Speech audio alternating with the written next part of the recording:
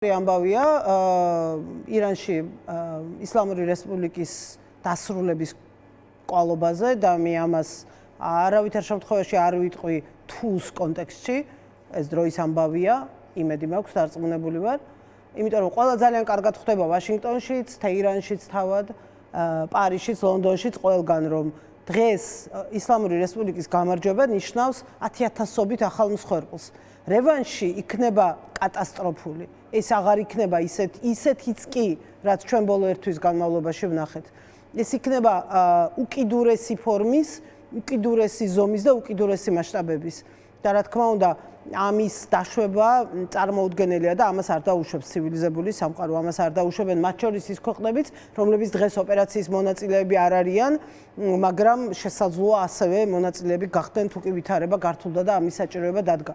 ხო, ამიტომ მაგალითად შეგვიძლია თამამად ვთქვათ, რომ შეტევა ამერიკელ სამხედროებზე, შეტევა ამერიკულ ბაზებზე ხვალ რომ მოითხოვს პრეზიდენტმა ტრამპმა ნატოს მეოთხე მუხლით კონსულტაციების დაწყება, რა თქმა უნდა ეს კონსულტაციები დაიწყება. ის ამას არ აკეთებს, მაგრამ რომ მოითხოვოს, იმიტომ რომ შეტევა ხორციელდება ნატოს წევრ ქვეყანაზე, ხომ? ის სამხედრო ბაზები, მის ტერიტორია, მისი ქვეყანა არის და ჩვეულებრივ შესაძლებელია აღქმული იყოს როგორც ნატოს ერთ-ერთ წევრზე გალაშქრება. ამას კიდევ ერთხელ დღეს არ აკეთებს ამერიკა, არ მოუთხოვია მას ნატოს ფარგლებში მეოთხე მუხლით კონსულტაციები, მაგრამ ყველა უფლება აქვს და სრული ლეგიტიმაცია და ასეთ შემთხვევაში ნატოც ჩართული აღმოჩნდება ამ პროცესში, მაგრამ იმედ დავიტოვოთ, რომ ეს მანამდე დასრულდება. დაუბრუნდეთ თქვენს შეკითხვას, ორი მთავარი ამბავი არის აქ ჩვენთვის სასარგებლო თუ ჩვენ რისი მოლოდინიც უნდა გქონდეს და რასაც უნდა რის გამოც მე მაგალითად დილით რომ ვიღვიძებ და ღამე რომ არასდროს არ ვიძინებ, ტელევიზორი ჩართული მაქვს და ვუყურებ ყოველწუთიერად როგორ ვითარდება მოვლენები. პირველი ის რომ რა თქმა უნდა ამ სისხლიანი რეჟიმის დასრულება ეს არის უზარმაზარი გამარჯვება დემოკრატიული ძალების და ეს არის უზარმაზარი პოტენციალი ჩვენთვის მეზობელი სახელმწიფოსთვის, რომ გვერდზე გაჩნდეს მეგობარი და პარტნიორი ქვეყანა, დიდი რესურსებით, ძალიან დიდი ცივილიზაციით, ძალიან დიდი კულტურით. ხო, შეცვლილი რეჟიმით, რომელიც მას აქცევს პარტნიორად და მეგობრად აი ამ უზარმაზარი რესურსებით, ამ უზარმაზარი კულტურით, ამ უზარმაზარი ენერგიით, პოზიტიური ენერგიით, რომელიც იქიდან წამოვა და მეორე, ირანში რეჟიმის ცვლილება ეს არის უზარმაზარი ღვთის მოჭრა ვლადიმერ პუტინისთვის. მადუროს რეჟიმის შეცვლილება და მადუროს რეჟიმის დამხობა ახლოსაც კი ვერ მოვა შედეგთან, ეფექტთან, გავლენასთან, რასაც ეს მოახდენს პირველ რიგში კრემლზე, მაგრამ კიდევ უფრო მეტად რუს ხალხზე. რომელიც დაიჯერებს, რომ ეს შესაძლებელია.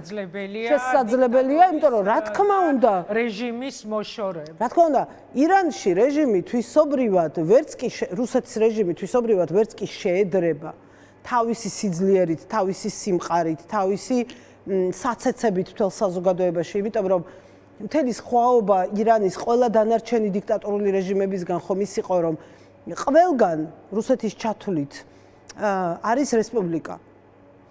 ანუ გასაგებია რომ შინაარს გამოცვლია დუმა, მთავრობა რუსეთის, პრემიერი, ეს ყველაფერი საცეცებია პუტინის, მაგრამ ფორმით ეს არის რესპუბლიკა. ხვალ არჩევნებში სასწაული თუ მოხდა და პუტინის პარტია თუ დამარცხდა, ის რესპუბლიკა გააგრძელებს ზუსტად ისე არსებობას, ოღონდ დემოკრატიული ფორმით, როგორც იყო. ირანში სულიერი ლიდერია, ირანში რესპუბლიკა, გიქვია იმას ისლამური რესპუბლიკა, მაგრამ ის რესპუბლიკა არ არის თავისი არსით.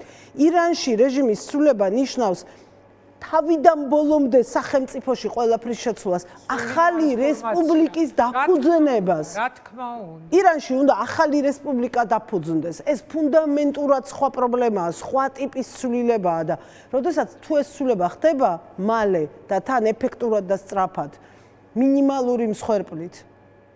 ეს ძალიან დიდი შიშიზარია კრემლისთვის და ძალიან დიდი იმედია რუსეთში მიძინებული პროტესტისთვის, რომელსაც დღეს ეშინია, რომელიც იმედგაცრუებულია, იმედწართმეულია და ხოლდაზე შეიძლება ზვირთად გადაიქცეს კრემლისთვის. ამიტომ ჩვენ გამარჯვებული გამოვდივართ, იმიტომ რომ გვერდში გვიჩნდება დიდი რესურსების, დიდი პოტენციალის მქონე მეგობარი ქვეყანა ირანის სახით და პარტნიორი და მეორეს მხრივ ეს არის შიშის ზარი კრემლისთვის. აი სხვა შორის ფრიდრიხ მერცთან შეხვედრაზე თეთრსახში რუსეთს უკრაინაზე ისაუბრა დონალდ ტრამპმა, წავიკითხა უბრალოდ რა თქვა. რუსეთ-უკრაინა ჩემი პრიორიტეტების სიაში ძალიან მაღალ ადგილზეა. ფიქრობდით, რომ ამის მოგვარება ყველაზე მარტივი იქნებოდა, მე 8 ომი დავასრულე, 8 ძალიან დიდი, ძალიან მნიშვნელოვანი ომი. მან თქვა, რომ რუსეთის და უკრაინის პრეზიდენტებს პუტინს და ზელენსკის ერთმანეთი ძალიან სძულთ, მათ შორის ძალიან დიდი სიძულვილია, მე ხან ერთს ვადანაშაულებ, ხან მეორეს, მაგრამ ჯერა რომ მშვიდობის მიღწევა მოხდება მოკლედ რუსეთ-უკრაინაზე იყო საუბარი და კიდევ ერთი ჩვენ წეღან ბევრი ვისაუბრეთ ოცნების დეპუტატების ვიზიტზე ამერიკის შეერთებულ შტატებში და აი ნიკოლოზ სამხარაძე, რომელიც არის ოცნების პარლამენტის საგარეო ურთიერთობათა კომიტეტის თავმჯდომარე, პლატფორმა X-ზე წერს, წამოგვეწია ზუსტად ამბავი, სახელმწიფო დეპარტამენტის ევროპულ და ევრაზიულ საქმეთა ბიუროს ხელმძღვანელს ბრენად ჰარნახარს შეხვდა, ამის შესახებ წერს ის პლატფორმა X-ზე და ამბობს, რომ შესანიშნავი საუბარი მქონდაო საქართველოს ამერიკის შეერთებული შტატების ურთიერთობებზე, რუსეთის მიერ საქართველოს ტერიტორიების ოკუპაციით გამოწვეულ საფრთხებზე, შავი ზღვის რეგიონში უსაფრთხოების გამოწვევებზე, შუა დერეფანზე, ეკონომიკურ თანამშრომლობაზე. გაძლევთ რამეს ეს ტვიტი? ხო, ეს საინტერესოა, იმიტომ რომ ეს ზუსტად ეხლა ვნახოთ შეხვედრების შემდეგ რა იქნება ამერიკული მხარის განცხადებები, როგორ იქნება, იმიტომ რომ ხო გახსოვთ პრეს-რელიზები. ორ სხვადასხვა შეხვედრაზე რო იყო ხოლმე, ამიტომ მოდით დაველოდოთ. ხო, მოკლედ ანუ იმიტომ რომ მანდ ყველაზე მთავარი არ არის ნათქვამი, იცით რა, ეს ძალიან დიდი შეცდომაა სხვათა შორის. დიქტატორებშიც კი არ უშვებენ ხოლმე ამ შეცდომას. დიქტატორების რეჟიმების წარმომადგენლები რო ჩადიან დემოკრატიულ ქვეყნებში, იციან რომ პასუხი იქნება და ამიტომ ერთი ფრაზით მაინც ამბობენ ხოლმე, რომ ჩვენ ჩვენს აზრზე დავრჩით რაღაც დაახლოებით ესე რომ ვილაპარაკეთ ქვეყანაში განვითარებულ მოვლენებზე და მოკლედ შევთანხმდით იმაზე რომ ვერ შევთანხმდით. ან რაღაც ესეთ მორიგე ფრაზებს ამბობენ ხოლმე. და მათი მხრიდან სრული იგნორირება იმ თემების, რომელზეც სინამდვილეში საუბარი იქნებოდა ეხლა ამ შეხვედრაზე, იქნებოდა ეს. რა თქმა უნდა, რუსულ ოკუპაციაზე იქნებოდა საუბარი, ეს უდავოა. მე ვარ ამაში დარწმუნებული, იმიტომ რომ ამერიკული მხარე აუცილებლად გამოხატავდა, კი, თავად საქართველოს ტერიტორიულ მთლიანობასთან დაკავშირებით თავად გააკეთებდა განაცხადს, მაგრამ შეუძლებელია დღეს იქ საუბარი არ ყოფილიყო ირანზე და შეუძლებელია იქ საუბარი არ ყოფილიყო ქვეყანაში მიმდინარე პროცესზე და როდესაც ამის იგნორებას ახდენ, მე აუცილებლად მიიღებ პასუხს და დარწმუნებული ვარო პასუხი. თინა, აი თუ კიდევ ერთხელ ვიტყვი, მეც მე ბევრი შეიძლება არ მესმის, მაგრამ წარმოუდგენლად მეჩვენება ნამდვილად თუ რომ დავსვათ კითხვაში, მაგრამ შემოვიტანოთ მაინც ეს თუ დაშვება ირანში თუ იცვლება რეჟიმი, ამ შემთხვევაში საქართველოსთვის რა შანსები ჩნდება, არა მარტო იმ მიმართულებით, რაზეც ახლა თქვენ საუბრობდით, ხო რომ ეს იქნება, არ ვიცი, მე დიქტატორებისთვის სრული შოკიდან გრევის იმედს გაუჩენს ყველა ადამიანს, ხო? ამ შემთხვევაში იგივე ეკონომიკური მიმართულებებით, ანუ რამდენად მნიშვნელოვანია ეს ცვლილება, რომლის სულიერი ლიდერის სიკვდილსაც უსამძიმრებს თავის განცხადებაში ამ ქვეყნის პრემიერ-მინისტრი ირანს ჩვენთვის ცვლილებები სინამდვილეში. ჩვენ ირანთან მივხვდით იმისა, რომ ბოლო პერიოდში სულ ახლა ხანს 2 კვირის წინ გამოვეცით ჩვენ ანგარიში, სწორედ ამ მზარდ ეკონომიკურ ურთიერთობებზე და მზარდ ვაჭრობაზე ირანთან, რომელიც ძალიან სახიფათო ფორმის, ზომის, მასშტაბის არის.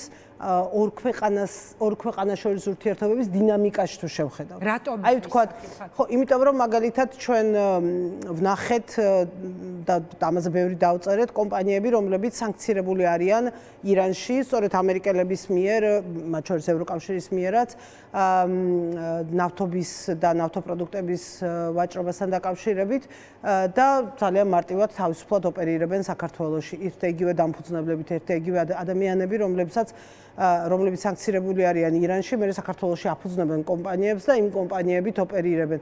ეს ძალიან სახიფათოა, იმიტომ რომ არსებობს ბევრი განცხადება პრეზიდენტ ტრამპის, რომელიც ამბობს, რომ არავის არ აპატიებს, სადაც აღმოაჩენენ ირანული სანქცირებული ნავთობის და ნავთობპროდუქტებით ვაჭრობას. პირდაპირი განცხადებები არის ამის შესახებ, როგორც პირველად, ისევე მეორად ვაჭრობაზე არის აქ საუბარი. ჩვენ ვიპოვეთ კომპანიები, რომ მე გაგიჩნდება ბუნებრივი კითხვა, ხო? ჟურნალისტებმა იცით ხოლმე, ხანდახან ჩემ თავს ჩავაყენებ ხოლმე თქვენს როლს, რომ აბა ეხა ამაზე რა უნდა დამაინტერესოს და გაშდება ხოლმე ბუნებრივი კითხვა, რომ რატო უშვებს ამას ქართული ოცნება, რა ინტერესი აქვს. და მე იწყებ ამის ძიებას და უცებ აღმოვაჩენ, რომ ეს ამ კომპანიების ქართველი დამფუძნებლები არიან ქართული ოცნების შემომწირველები 2024 წლის არჩევნებზე, მანამდეც 22-ში, 21-ში, 20-ში, ხო? და ხო, მე უცებ ხედავ, რომ აი ასე გაჭრეს ეს კანალი ბჭყალებში, რა ვთქვა, თვითონ როგორც ამბობენ, ხო? ხელი ხელსბანს პრინციპით. მე აღმოვაჩენ, რომ სარგებლობენ ტენდერების გარეშე კონტრაქტების მიღების პრივილეგიით, სხვადასხვა სახელმწიფო უწყებებიდან, მათ შორის საკმაოდ სერიოზული კონტრაქტებითაც. ხო, და ეს ყველაფერი, რა თქმა უნდა, საბოლოო ჯამში ძალიან მძიმე ფიქრებს აღგიძრავს ადამიანს, მაგრამ თქვენს კითხვას რო დაუბრუნდა ეხა ეს დინამიკაში თუ შევხედავთ ამას, ხო, აი ვთქვათ, ბოლო 10 წელი რომ ავიღოთ, დინამიკაში ძალიან გაზრდილია, კატასტროფულად გაზრდილია საქართველოს ირანს შორის ეკონომიკური ურთიერთობები. ამაზე ბატონმა დარსალიამ გითხრა ირანის საელჩოში, რომ როგორი უნდა გვიხაროდეს და როგორი წარმატებული არის და როგორი მზარდია, ანუ არც უარყოფენ ამას, მაგრამ ამასობაში მე რო ჩახედავთ, რის ხარჯზეა მზარდი და როგორ არის, იქ უკვე ძიმე ამბებია, იმიტომ რომ კიდევ ერთხელ გავიმეორებ, დასანქცირებულ ადამიანებთან და კომპანიებთან გვაქვს საქმე, მაგრამ მეორეს მხრივ ეს საქართველოს ეკონომიკისთვის ძალიან მცირე ნაწილია. ამიტომ რომც ერთი წუთი დაშოვა გავაკეთოთ, რომ ეს მოიშალა, ეხა ეს საქართველოს ეკონომიკაზე მთლიან ჯამურად რამე დიდ გავლენას ვერ მოახდენს. ანუ კიდევ ერთხელ გავიმეორებ, ის არის მზარდი ჩვენი ორი ქვეყნის ურთიერთობებში, ძალიან სახიფათო მზარდი, მაგრამ ჯამურ მთლიან ეკონომიკაში ჯერჯერობით დიდი წილი არ აქვს. ამიტომ ერთადერთი სადაც იქნება უარყოფითად გავლენას მოხდეს, ეს არის სამშენებლო სექტორი. იმიტომ რომ სამშენებლო მასალების უდიდესი ნაწილი, იაფი მასალების უდიდესი ნაწილი არის სწორედ ირანული და თუ ეს არხი ჩაიკეტა რაღაც პერიოდის განმავლობაში, ეს გააძვირებს, თქვათ, ამ ბაზრის ამ ნაწილს. მაგრამ ამის იქით რამე დიდი გავლენა არ ექნება. თუმცა, რა თქმა უნდა, არსებობს უკვე ზევიდან თუ დავხედავთ ერთ წუთი ეს უშუალოდ ქართული ირანული ვაჭრობა გვერდზე გადავდოთ და ზევიდან თუ დავხედავთ პროცესს, რა თქმა უნდა, იმის მიხედვით ბაზრებს როგორი რეაქცია ექნება, ნავთობის გაძვირება უკვე დაიწყო, მაგრამ რა მასშტაბის იქნება, რამდენ ხანს გაგრძელდება ეს კრიზისული პერიოდი, ამას თავისთავად ცხადია, რომ საბოლოო ჯამში ყველა ქვეყანაზე აქვს გავლენა და ხოლო ვერ იქნება იმუნური ამის მიმართ, მაგრამ ხო, ესეთი პირდაპირი პირველადი ეფექტი მოსალოდნელი არ არის. დიდი მადლობა. მადლობა. ურჩევდით რამეს ოცნებას ისევ იგივე კონტექსტში, რაზეც ახლა ჩვენ ვსაუბრობთ. ხო, ერთადერთი რჩევა მაქვს ყველას მიმართ, ვინც დღეს არის რაიმე ფორმით წარმოადგენს ქართულ ოცნებას, ოფიციალურად, არაოფიციალურად მისი მხარდამჭერია. ნუ გარევენ ჩვენს ქვეყანას ცეცხლში. ნუ გარევენ ამ კატასტროფაში, რომელიც ირანში კრიზისის დასრულებისთანავე ბევრ ქვეყანას დაუდგება, რომელიც არასწორ მხარეს დადგა ბოროტებასთან ბრძოლის წინააღმდეგ. აუცილებლად მოხდება. ვის რა ეს არის გარდაუვალი, ოდნავ მაინც უნდა ადევნებდე თვალს, როგორ იქცევა პრეზიდენტი ტრამპი, როგორ იღებს პოლიტიკურ გადაწყვეტილებებს ქვეყნებთან მიმართებაში და უცებ მიხვდები, რომ ეს გარდაუვალი.